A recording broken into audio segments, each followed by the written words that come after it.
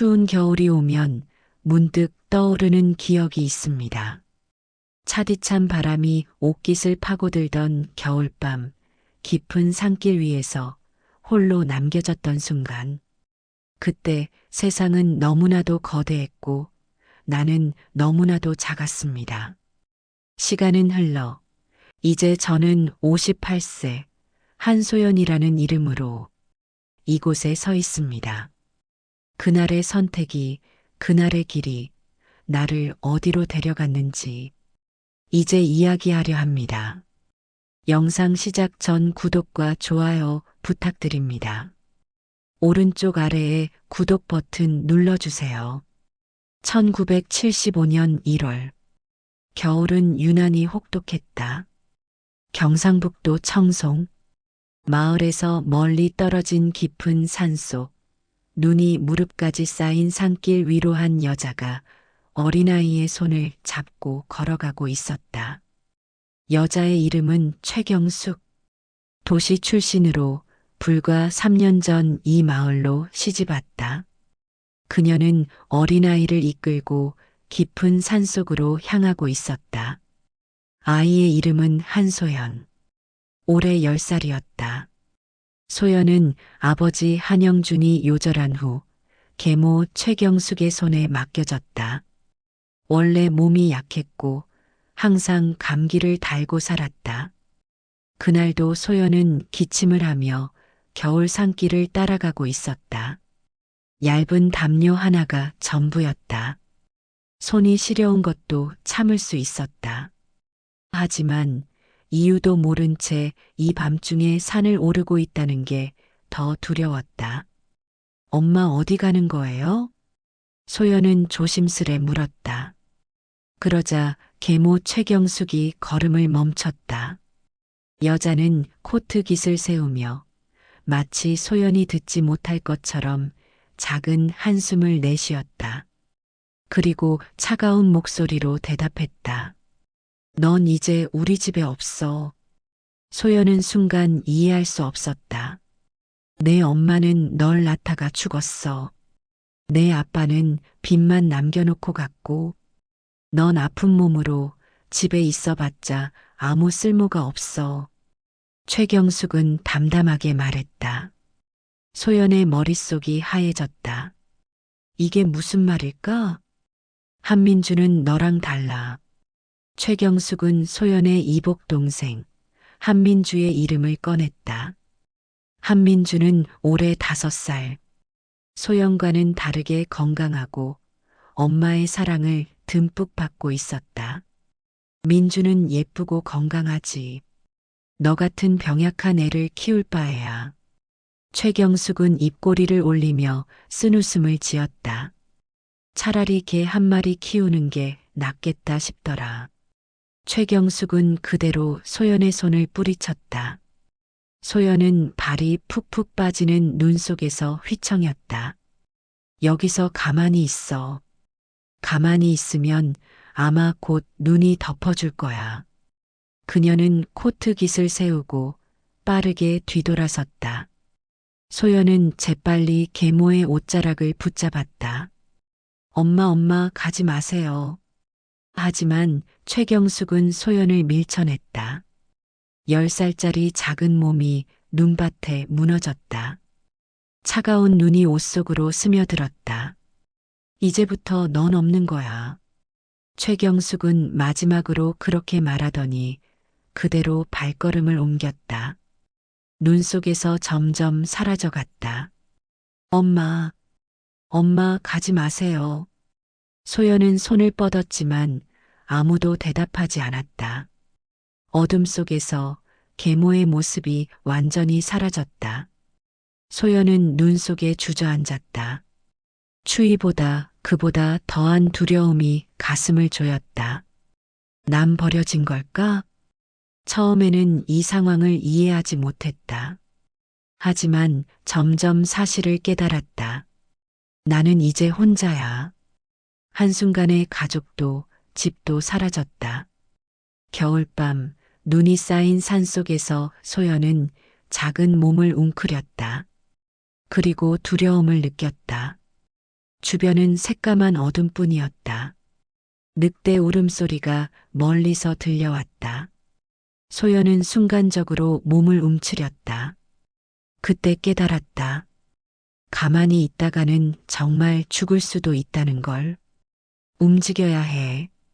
하지만 손발이 얼어붙어 제대로 움직이지 않았다. 도와주세요. 목소리가 나왔지만 너무 작았다. 살고 싶어. 소연은 눈을 닦으며 천천히 일어났다. 발을 내디뎠다. 넘어졌다. 다시 일어났다. 그때 멀리서 희미한 불빛이 보였다. 소연은 희미한 불빛을 향해 한 걸음 걸었다. 그때 나뭇가지 사이에서 들려오는 낮고 조용한 목소리. 저기 사람이 있니? 소연은 깜짝 놀라 고개를 들었다. 눈보라 속에서 한 할머니의 실루엣이 보였다. 소연은 흐릿한 눈으로 저 멀리 불빛을 바라보았다. 눈이 쌓인 길, 차가운 바람이 얼굴을 때렸다.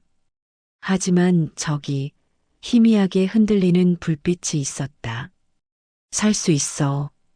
소연은 마지막 힘을 내어 불빛을 향해 걸었다. 눈 속에 빠지고 넘어지고 손을 짚으며 간신히 앞으로 나아갔다. 그때 귓가에 들려온 낯선 목소리. 저기 사람이 있니? 소연은 멈춰섰다. 눈발 사이로 한 노파의 실루엣이 보였다. 소연이 정신을 차리기도 전에 따뜻한 손이 자신의 어깨를 감쌌다. 눈 속에 무릎까지 파묻혀 있던 아이를 조심스럽게 끌어올렸다. 이렇게 추운 밤에 내가 어찌 여기까지 왔느냐. 눈보라 속에서도 할머니의 목소리는 낮고 평온했다. 소연은 그 손길을 붙잡았다. 저는 입술이 파래진 채로 말을 잇지 못했다. 하지만 손을 놓칠 수 없었다. 노파는 한숨을 쉬며 말했다. 일단 데려가야겠구나. 소연이 눈을 떴을 때 주위는 아늑한 온기와 나무 타는 냄새로 가득 차 있었다. 따뜻해. 몸을 살짝 움직여 보니 푹신한 이불이 감싸고 있었다. 작은 화로 위에서는 약탕기가 끓고 있었다. 그제야 소연은 여기가 어딘가의 집이라는 걸 깨달았다. 그때 문이 열리는 소리가 났다. 나이가 지긋한 할머니가 작은 나무 그릇을 들고 들어왔다. 손에는 김이 모락모락 나는 따뜻한 차 한 잔. 깨었구나. 이거라도 마셔라. 소연은 머뭇거리다 손을 내밀었다.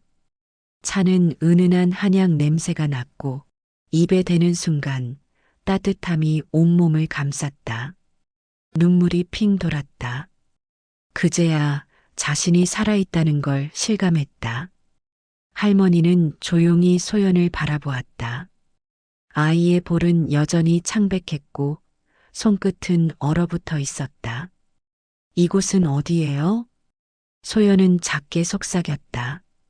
할머니는 천천히 차를 마시며 대답했다. 이 산속에서 약초를 캐며 사는 곳이다. 소연은 어리둥절했다. 이 깊은 산속에서 혼자 사는 사람이 있다니. 할머니는 덤덤하게 말을 이었다. 사람들은 날 백월당이라 부르지. 백월당. 그 이름은 소연도 들어본 적이 있었다. 마을에서 전설 같은 존재라 불리던 노파. 옛날엔 의술이 뛰어나 높은 분들도 찾아왔지만 어느 날 돌연 산속으로 들어가 속세를 떠난 인물. 그 할머니가 눈앞에 있는 이분이구나. 백월당 할머니는 소연을 빤히 바라보았다. 넌 누구냐? 소연은 움찔했다. 머뭇거리며 말했다. 저는 한소연이에요. 소연은 할머니를 만나게 된 순간까지의 이야기를 했다. 백월당은 조용히 고개를 끄덕였다. 이 아이를 어떻게 해야 할까? 백월당은 혼잣말을 하며 차를 한 모금 마셨다. 소연은 불안했다. 여기서도 쫓겨나는 걸까? 계모가 했던 말이 떠올랐다. 넌 쓸모가 없어. 갑자기 가슴이 조여왔다. 그때 백월당 할머니가 조용히 입을 열었다. 이곳에서 살고 싶다면 해야 할 일이 있다. 소연은 깜짝 놀라 눈을 들었다.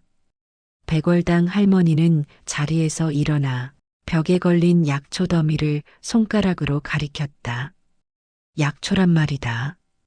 그냥 아무렇게나 캐면 독초가 된다. 하지만 잘 다루면 사람을 살리는 귀한 약이 되지. 소연은 숨을 죽였다. 백월당은 천천히 돌아보며 물었다. 너도 그런 사람이 될 수 있겠느냐? 소연은 선뜻 대답하지 못했다. 내가 그런 사람이 될 수 있을까? 하지만 백월당 할머니의 목소리는 다정하지 않았다. 그녀는 시험하는 듯한 눈빛으로 소연을 바라보고 있었다. 그때 소연의 머릿속에 계모의 말이 떠올랐다. 넌 쓸모가 없어. 그 말이 가슴을 찔렀다. 그렇다면 여기서도 쓸모가 없으면 또 버려지는 걸까? 소연은 두 손을 꼭 쥐었다. 이곳에서마저 버려지고 싶지 않았다. 그리고 아주 작게 대답했다. 할 수 있어요. 백월당은 미묘한 표정으로 소연을 바라보았다. 그리고 작게 웃었다. 그렇다면 내일부터 새벽 5시에 일어나라. 소연은 백월당 할머니의 말대로 새벽 5시에 눈을 떴다. 눈 밖으로 어두운 하늘이 보였다. 산속에서는 새벽도 깊은 밤처럼 깜깜했다. 몸을 일으키자마자 차가운 공기가 폐를 파고들었다. 이불 속이 따뜻했지만 바닥은 얼음장처럼 차가웠다. 하지만 약속했으니 일어나야 했다. 할 수 있어. 소연은 두 주먹을 꼭 쥐고 자리에서 일어났다. 백월당 할머니는 말없이 산길을 걸었다. 소연은 그녀를 따라 조심스럽게 발을 옮겼다. 오랜만에 밝은 대낮에 본 산은 생각보다 훨씬 거칠었다. 가파른 오르막길, 바위 틈에서 흐르는 작은 개울, 곳곳에는 가시덤불이 가로막고 있었다. 백월당 할머니가 멈춰 섰다. 이걸 캐거라. 소연은 놀란 눈으로 바라보았다. 할머니가 가리킨 곳에는 작은 풀 한 포기가 자라고 있었다. 겉보기엔 그냥 흔한 잡초 같았지만 할머니는 그것이 더덕이라고 했다. 소연은 손을 뻗어 잡아당겼다. 하지만 꿈쩍도 하지 않았다. 다시 두 손으로 힘을 주어 잡아당겼다. 그런데 그 순간, 아! 손이 미끄러졌고 그대로 뒤로 넘어졌다. 차가운 땅바닥에 등이 부딪혔다. 소연이 아픈 허리를 부여잡고 일어나자 백월당 할머니가 천천히 입을 열었다. 약초는 목숨을 걸고 다뤄야 하는 거다. 그녀는 땅을 내려다보았다. 소연이 잘못 잡아당겨 뿌리가 끊긴 더덕을 손으로 들었다. 이렇게 뽑으면 이건 더 이상 약이 되지 못한다. 소연은 조용히 입술을 깨물었다. 할머니는 한숨을 쉬었다. 내 몸 하나 못 가누면서 어떻게 남을 살릴 수 있겠느냐? 소연은 숨을 죽였다. 하지만 할머니는 감싸주지 않았다. 이제 다시 해봐라. 그날 이후 소연은 매일 새벽 5시에 일어나 약초를 배웠다. 처음엔 손이 곱아서 도구를 쥘 수도 없었다. 하지만 백월당은 따뜻한 차를 주며 쉬게 하지 않았다. 약초를 캐는 손이 얼었다고? 그럼 움직여서 덮여라. 소연은 이를 악물고 땅을 팠다. 겨울이 지나고 봄이 왔다. 소연의 손에는 상처와 굳은 살이 생기기 시작했다. 하지만 더 이상 도구를 놓치지 않게 되었다. 여름이 되자 그녀는 약초의 향기만 맡아도 종류를 구별할 수 있었다. 그리고 더 이상 뿌리를 끊지 않고 채취할 수 있었다. 백월당은 말이 없었지만 어느 날부터는 소연이 직접 고른 약초를 가만히 살펴보고는 고개를 끄덕였다. 소연이 백월당과 함께 지낸 지 2년째 되던 해. 그녀는 12살이 되었다. 그날 소연이 산에서 약초를 채집하고 돌아오니 백월당이 오두막 바닥에 주저앉아 있었다. 소연은 깜짝 놀랐다. 할머니, 백월당은 거친 숨을 몰아쉬고 있었다. 소연이 그녀의 이마를 짚어보았다. 뜨거웠다. 소연은 당황했다. 할머니는 감기에 한 번 걸린 적이 없었다. 그런데 지금은 기침을 하며 힘겹게 숨을 쉬고 있었다. 소연은 서둘러 오두막을 뒤졌다. 그동안 배운 약초들, 그 중에서 어떤 걸 써야 할까? 소연의 머릿속이 어지러웠다. 진정하자, 나는 배웠어. 나는 할 수 있어. 소연은 깊이 숨을 들이쉬었다. 그리고 찬찬히 생각했다. 열이 심하고 기침이 거칠어. 그럼 도라지와 생강이 필요해. 몸을 따뜻하게 해줄 쑥도 써야 해. 소연은 손을 떨며 그동안 배운 지식대로 약초를 조제했다. 그녀는 처음으로 혼자서 약을 만들었다. 소연이 만든 약을 마시고 백월당은 하룻밤 동안 깊이 잠들었다. 다음 날 그녀는 천천히 눈을 떴다. 소연이 지켜보고 있었다. 할머니는 기침을 하더니 손을 들어 소연이 끓인 약탕기를 들었다. 조용히 약을 마셨다. 그리고 소연을 바라보며 처음으로 미소를 지었다. 이제 넌 내 제자다. 꾸준히 수련을 받으며 소연은 18살이 되었다. 소연은 이제 어린아이가 아니었다. 이제는 약초를 보면 이름과 효능을 단번에 알아볼 수 있었고 자신의 손으로 직접 달인 약이 환자의 병을 낫게 만드는 걸 경험했다. 백월당 할머니는 더 이상 가르칠 것이 없다는 듯 그녀가 하는 일들을 조용히 지켜보기만 했다. 그러던 어느 날 할머니는 산길을 걸으며 불쑥 말했다. 너도 이제 때가 되었구나. 소연은 멈춰섰다. 무슨 뜻인지 묻지 않아도 알 것 같았다. 이제 내가 있어야 할 곳은 이 산이 아니다. 소연의 심장이 덜컥 내려앉았다.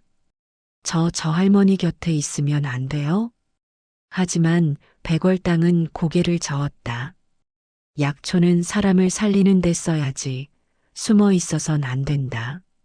소연은 말없이 손을 움켜쥐었다.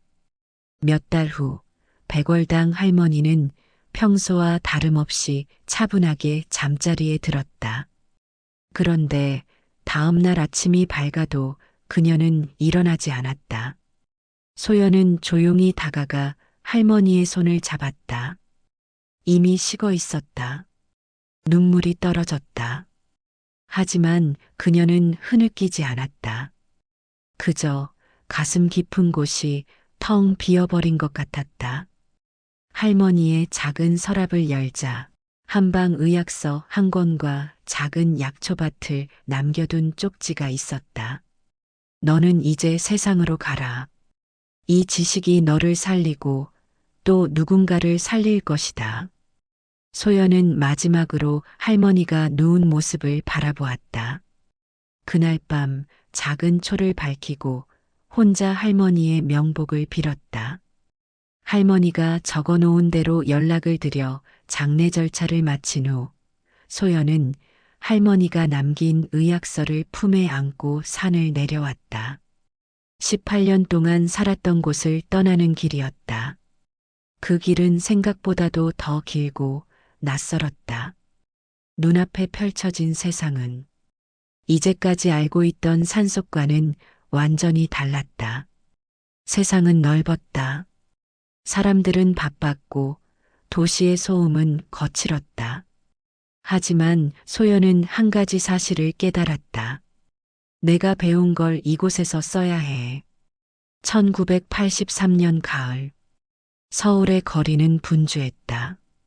네온사인 불빛이 번쩍였고 사람들은 빠르게 걸음을 옮겼다.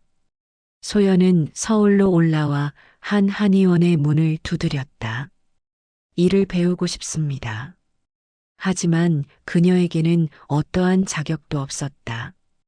약초를 잘 아는 것만으로는 아무것도 할 수 없었다. 그러던 중 어느 작은 한의원에서 일할 기회를 얻었다. 정식 직원이 아니라 한약재를 다듬고 정리하는 보조 역할. 소연은 기꺼이 그 일을 맡았다.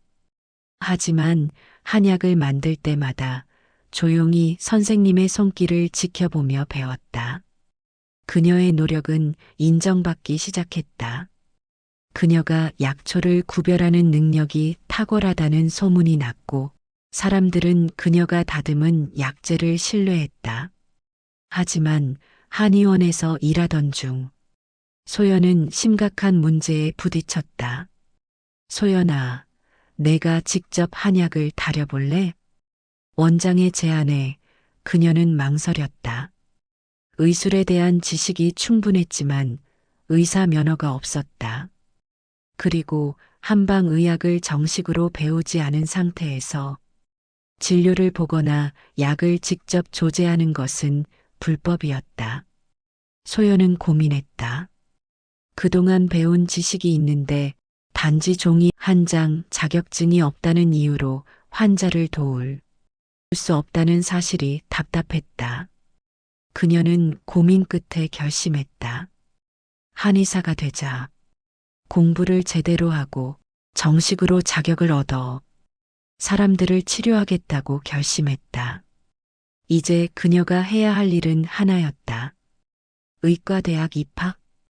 그러나 학교를 다닌 적도 없었고 대학이란 곳이 어떤 곳인지조차 몰랐다.